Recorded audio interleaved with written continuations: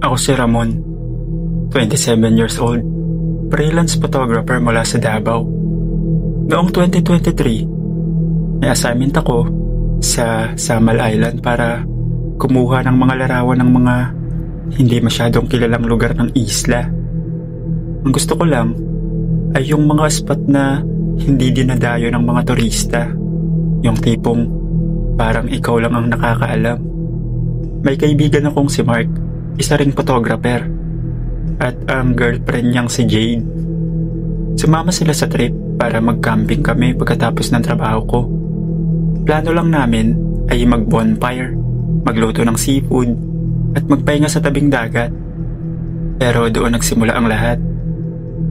Habang naghahanap kami ng mas tahimik na spot, may lumapit sa aming matandang babae, nakasuot ng kupas na damit, may mga butil ng pawis sa noo. Nagpakilala siya bilang Aling Petra. Kung gusto niyo ng lugar na walang istorbo, may alam ako, sabi niya. Pero iba ang tono niya. Hindi imbitasyon na masaya, kundi parang mabala na may halong tukso. Hindi ko alam kung bakit ako napa-oo. Siguro dala ng curiosity. Sumakay kami sa maliit na bangka na siya mismo ang may dala.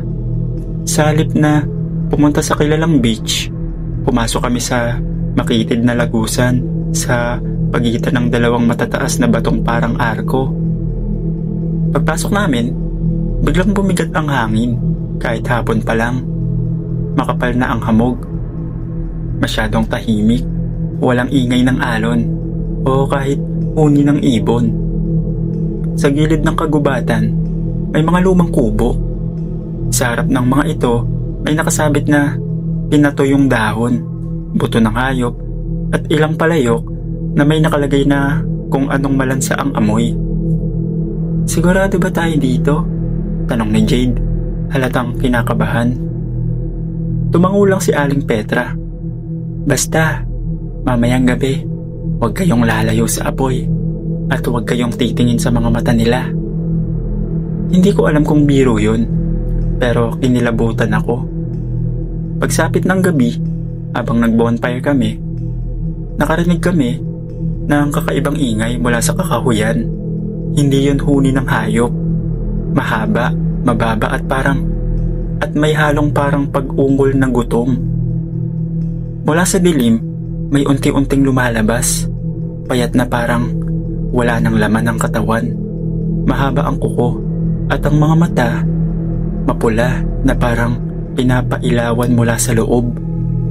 Akala ko tatakbo si Aling Petra, pero tumayo lang siya sa tabi ng apoy at ngumiti. Mga apo, may bisita tayo, sabi niya. At doon ko napansin, wala na si Mark at Jade sa tabi ko. Hindi ako agad nakagalaw nang mapansin kong wala na sina Mark at Jade. Parang kinain ng dilim ang paligid, at ang apoy ng bonfire, kahit malaki, parang hindi kayang paalisin ang lamig sa balat ko.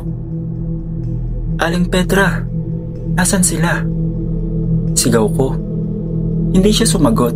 Tinitigan lang niya ako na may ngiting parang may alam. At doon ko napansin ang mga nilalang sa dilim. Hindi lang pala 3 o 4. Daan-daan ang nakapalibot. Ang ilan nakaluhod at gumagapang. Ang iba'y nakabitin sa mga sanga ng puno. Parang paniki pero kasinlaki ng tao. May ilan ding may mahabang dila na umahampas-hampas sa lupa na parang hinahanap ang amoy namin. Biglang sumabog ang sigaw ni Jade mula sa kakahuyan. Ramon, tulong!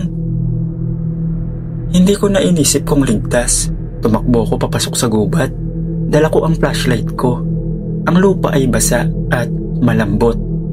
Parang may nakabaon na kung anong nabubulok sa ilalim. Habang tumatakbo, nakita ko si Mark nakabitin ng patiwarik sa isang puno, sugatan at parang hinihigop ng isang nilalang na walang muka pero may bunganga sa tiyan. Hindi ko siya matulungan. Mula sa kanan ko, may humabol, matangkad, payat, at may mga galamay sa braso. Tumalon ito sa ere at halos maabot ako. Pero sa huling segundo, isang anino ang biglang sumunggab dito at pinilas ito sa gitna. Napatigil ako. Ang sumagip sa akin ay hindi tao. Isa siyang babae na may balat na parang bato. Mahaba ang kuko at mata na asul. Huminga siya ng malalim at tinignan ako. "Kung gusto mong mabuhay, sumama ka sa akin," sabi niya. "Anong nangyayari dito?" Halos pasigaw kong tanong habang hinihila niya ako papalayo. "Hindi sila ang dapat mong katakutan. Si Petra, hindi siya tao." Bulong niya. At bago ko pa masagot, tumigil kami sa harap ng isang malaking kuweba at sa loob nito may libo-libong matang nakasilip mula sa kadiliman. Mga matang kulay puti, walang balintataw. "Kung papasok tayo, wala nang balikan," sabi niya. Sa likod namin, rinig ko na ang sigaw ni Aling Petra, pero hindi na siya matanda. Malalim, mababa at parang galing sa mismong ilalim ng lupa ang boses niya. Pagkapasok namin sa kuweba, agad akong binungaran ng amoy na hindi ko pa nararanasan sa buong buhay ko. Hindi lang mabaho, kundi parang pinaghalong amoy ng dugo, nabubulok na karne at basang lupa na ilang siglo nang hindi nasisikatan ng araw. Ang mga mata sa loob, isa-isa nang lumalapit at nang lumiwanag ng kaunti dahil sa asul na liwanag mula sa kisame ng kuweba, doon ko nakita kung ano talaga sila. Hindi sila puro aswang. May mga nilalang na kalahating tao, kalahating isda, parang sirena pero ang balat ay kulay abo at may ngipin na parang pating. May mga mukhang paniki na halos kasing laki ng kalabaw. May pakpak na tuyot butas-butas. Ang iba, puro buto na lang ang katawan. Pero gumagalaw pa rin. Nakatayo sa mga paa na parang tuyo na kahoy. Sa gitna ng kuweba, may malaking hukay na tila walang hanggan ang ilalim. Mula doon, naririnig ko ang mabagal na tibok. Parang puso ng isang dambuhalang nilalang na natutulog sa ilalim. "Anong lugar to?" Pabulong kong tanong sa babae na nagligtas sa akin. "Tirahan ng mga matanda. Mas matagal pa sila sa mga tao sa isla. Si Petra, isa sa kanila," sagot niya. Bigla ko naalala ang itsura ni Petra sa labas, ang ngiti, ang malamig na titig, at kung paanong hindi siya natatakot sa mga aswang. "Pero bakit mo ako sinagip?" tanong ko.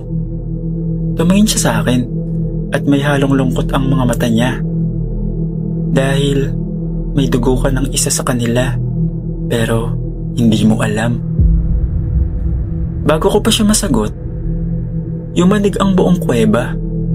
Mula sa hukay sa gitna, may lumabas na kamay, higanting kulay itim, puno ng matutulis na kuko at bawat galaw ay parang kayang durugin ang buong isla.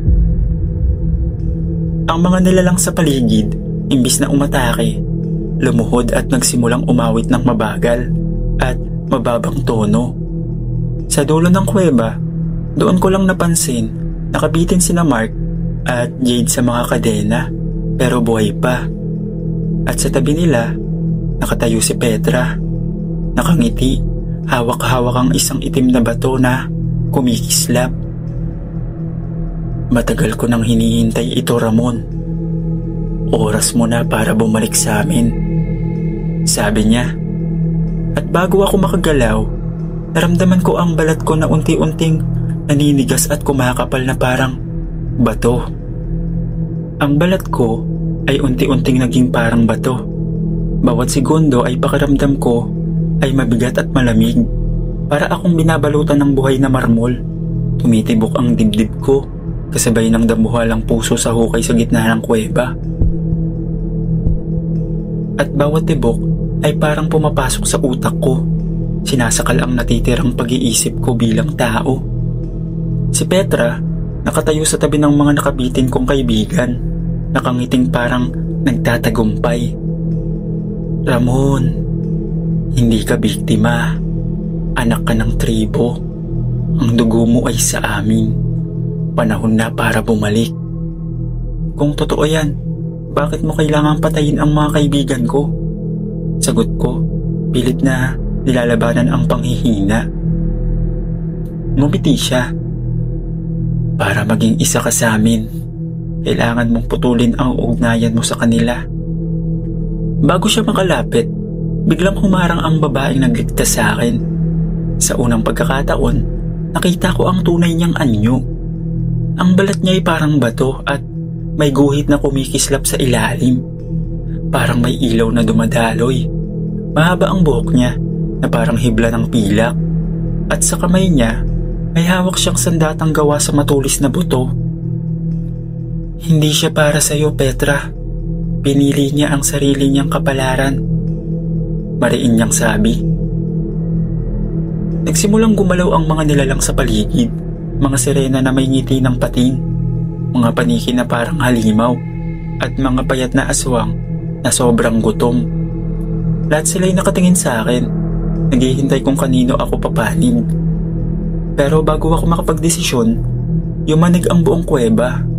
Mula sa hukay, lumabas ang kalahati ng dambuhalang nilalang. Hindi ko na masabi kung halimaw o Diyos.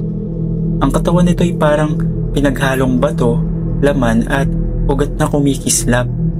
Ang bawat hinga niya ay parang bagyo sa loob ng kuweba. Ang pumili ay dapat mamatay o mabuhay. Umalingaw-ngaw ang boses nito, malakas, sabay-sabay sa bawat direksyon. Doon ko naramdaman, hindi ko pala kailangan sumanib sa kanila para mabuhay. Kailangan ko lang lumaban. Hinila ko ang sandata mula sa kamay ng babaeng nagligtas sa akin. Tumalon sa gitna at pinutol ang mga kadena ni Mark at Jade. Bumagsak sila sa lupa pero agad silang sinunggaban ng dalawang nilalang. Mabilis kong tinaga ang isa. Sa gulat ko, ang tugo nito ay asul at mainit. Parang kumukulong tubig. Takbo! Sigaw ko. Habang nagkakagulo, sinunggaban ako ni Petra. Malakas siya. Parang hindi siya napapagod. Hindi ka makakatakas sa dugong dala mo. Pero sinamantala ko ang isang bagay. Ang hukay sa gitna. Sa isang mabilis na galaw, itinulak ko siya sa gilid nito. Nabitawan niya ako. Pero bago siya tuluyang bumagsak, hinawakan siya ng dambuhala gamit ang isang kamay at hinila pababa. Ang huling sigaw niya ay parang humahalo sa alon ng dagat sa labas. Biglang lumiwanag ang kuweba. Ang mga nilalang ay nagsipagtakbuhan at ang dambuhala ay muling lumubog sa hukay. Ang babaeng nagligtas sa akin ay lumapit. Tapos na ang sumpa para sa ngayon. Pero Ramon, huwag mong kalimutan. Ang dugo mo ay kalahati sa kanila. Balang araw, hahanapin ka rin. Bago ko pa siya masagot, isang malakas na hampas ng hangin ang sumira sa buong kuweba at nakita ko ang liwanag ng buwan. Tumakbo kami palabas kasama si Mark at Jade. Hanggang sa maramdaman namin ang buhangin sa ilalim ng paa namin. Paglingon ko sa kuweba, wala na ito. Parang walang nangyari o parang walang kuweba talaga. Tanging buhangin at batuhan na lang ang naiwan. Makalipas ang ilang buwan, bumalik kami sa Davao. Akala ko tapos na pero isang gabi, habang inaayos ko ang mga litrato sa laptop ko, napansin kong may kuha ako na hindi ko maalala. Larawan ko, nakangiti, pero ang mga mata ko ay mapula. At sa likod ko, may nakatayong babae, kulay bato, nakangiti rin.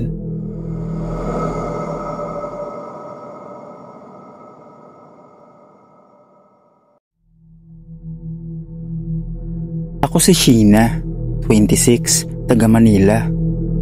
May 3 taon na akong boyfriend na foreigner, si Daniel, isang photographer mula sa Canada. Magkaiba kami ng mundo. Ako, sanay sa masikip na EDSA at amoy ng karinderya sa kanto. Siya naman, sanay sa snow. Pero nagkakasundo kami sa isa. Gusto namin mag-explore ng mga lugar na wala masyadong tao. Noong Marso, taong 2017, naisip naming magbakasyon sa Samal Island. Sabi ni Daniel, gusto niyang makita ang untouched side ng isla. Hindi yung puro resort. Sa isip ko, romantic yon. Kami lang sa tabing dagat, walang istorbo. Pagdating namin, sinalubong kami ng mainit na hangin at amoy alat. Nagrenta kami ng isang maliit na bangka mula sa isang lokal na nagngangalang Canaryo. May lugar doon, tahimik, hindi pinupuntahan ng turista. Sabi niya. Habang papalayo kami sa crowded beach, lumampas kami sa matataas na batong parang nagsisilbing gate sa dagat. Pagpasok namin, biglang bumaba ang liwanag kahit hapon pa lang. Masyado ng tahimik, kahit alon, parang ayaw bumangga sa pangpang. Creepy pero maganda, bulong ni Daniel habang kinukunan ng litrato ang paligid. Medyo marunong na po kasi si Daniel ng konting Tagalog dahil tinuturuan ko po siya. Nang makarating kami sa maliit na dalampasigan, may ilang kubo na tila iniwan ng matagal. Sa paligid, may nakasabit na mga tuyong halaman at kabibi sa tali.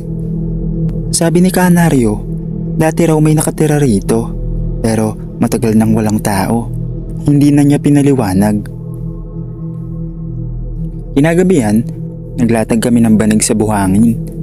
Tahimik lang kami habang nakatingin sa bituin.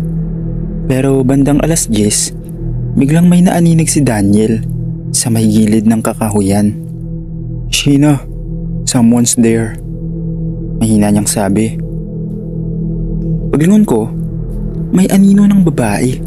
Mahaba ang buhok, maputla at nakatayo lang sa dilim. Nang kumurap ako, wala na siya. Baka lokal lang, sabi ko, pero ramdam ko ang malamig na hangin na biglang dumampi sa batok ko. Nagising ako sa kaluskos mula sa kubo sa malapit. Si Daniel wala sa tabi ko. Napabalikwas ako at tinawag siya. Wala. Maya-maya, nakita ko siyang nakatayo sa gitna ng dalampasigan, nakatingin sa dagat. Nilapitan ko siya. Babe, what are you doing? Hindi siya agad sumagot. Pagharap niya, para siyang lutang. Parang bagong gising pero nakadilat ang mata. She was calling me. Bulong niya. Who? Tanong ko. Her. Sabay turo sa dagat. Sa di kalayuan, may nakalutang na babae. Mahaba ang buhok, nakasuot ng lumang bestida. Nakangiti siya sa amin. Pero yung ngiti, walang kasamang buhay sa mata. Bago pa ako makasigaw, lumubog siya bigla. Hinila ko si Daniel pabalik sa kubo at inabot ang phone ko para mag-flashlight. Pero wala na itong battery kahit full charge kanina. Paglabas namin, may 3 anino sa buhangin. Lahat babae. Mahaba ang buhok, nakatalikod. Dahan-dahan silang lumingon at ang mukha nila ay wala ng balat. Puro panga at ngipin. Tumakbo kami papunta sa bangka pero wala na ito. Hindi ko na alam kung paano kami nakatulog pero pagising ko, andun na si Canaryo. Wala siyang sinabi, pinasakay lang kami pabalik. Tahimik siya buong biyahe pero bago kami bumaba, bumulong siya. Huwag na kayong babalik doon. Hindi lahat ng nakikita sa Samal ay para sa turista. Akala ko tapos na ang lahat. 1 linggo matapos ang bakasyon, habang naghuhugas ako ng pinggan, tinawag ako ni Daniel. Sheena, look at this photo. Isa sa mga kuha niya sa Samal, yung dalampasigan sa gabi. Sa unang tingin, normal lang. Pero sa may gilid ng litrato, nakatayo yung babaeng nakita namin sa dagat. At ngayon, hindi na siya nakangiti. Nakaturo na siya sa akin. Kinabukasan, habang papasok ako sa trabaho, napansin ko ang refleksyon ko sa salamin ng jeep. Sa likod ko, may nakaupo, babae, mahaba ang buhok, nakangiti na parang siya lang ang nakakarinig ng iniisip ko. Paglingon ko, wala na siya. Hindi ko makakalimutan ang karanasan naming yon. Pero ngayon naman, nandito na din naman ako sa Canada at may anak na kami ni Daniel. Hanggang dito na lang po, Sir Dave. Maraming salamat po.